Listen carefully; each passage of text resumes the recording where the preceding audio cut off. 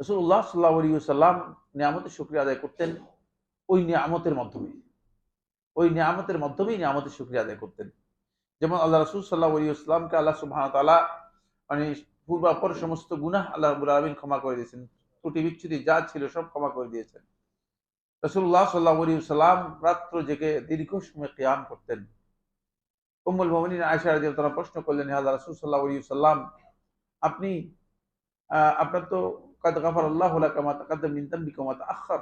আল্লাহ তাআলা আপনার পূর্বাপর সমস্ত গুনাহ ক্ষমা করে দিয়েছেন। সব যা ত্রুটি বিচ্যুতি আছে সবটাই ক্ষমা করে দিয়েছেন। তারপরে আপনি এত লম্বা সময় দাঁড়িয়ে আপনি সালাত আদায় করেন যে হাত্তা তাওয়াররামাত কাদামাহ। সহিহ মুসলিমের রাওয়ায়াতের মধ্যে এসেছে রাসূলুল্লাহ সাল্লাল্লাহু আলাইহি ওয়াসাল্লামের দুই পা ফুলে যেত। এভাবে দাঁড়িয়ে থাকতেন। তখন রাসূলুল্লাহ সাল্লাল্লাহু আলাইহি ওয়াসাল্লাম বলেছেন, আওয়ালা আকুনু আবদান শাকুরা। আমি কি আল্লাহ তাআলার শুকরগুজার কৃতজ্ঞ বান্দা হব না?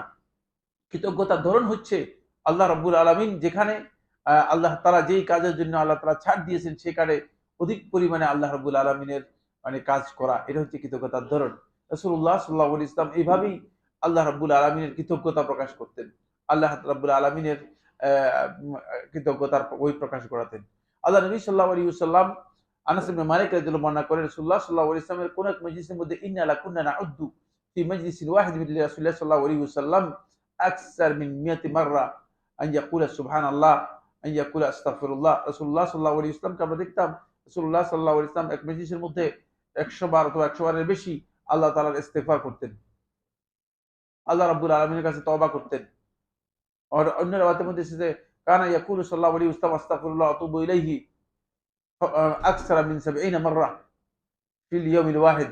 একদিনে এক মজলিসের মধ্যে রাসূলুল্লাহ সাল্লাল্লাহু আলাইহি ওয়াসাল্লাম 70 বারের বেশি আস্তাগফিরুল্লাহ ওয়া আতুবু ইলাইহি আল্লাহ তাআলার কাছে ইস্তিগফার এবং তওবা করতেন। ইস্তিগফার এবং তওবার কোনো প্রয়োজন নেই।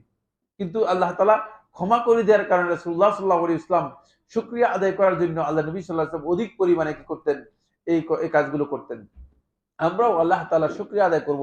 আল্লাহ রাব্বুল আলামিন আমাদেরকে যে তৌফিক দিয়েছেন সেইজন্য, যাতে করে আল্লাহ রাব্বুল আলামিন আরো ভালো কাজের জন্য আমাদেরকে কবুল ও মঞ্জুর করেন বলুন আমিন।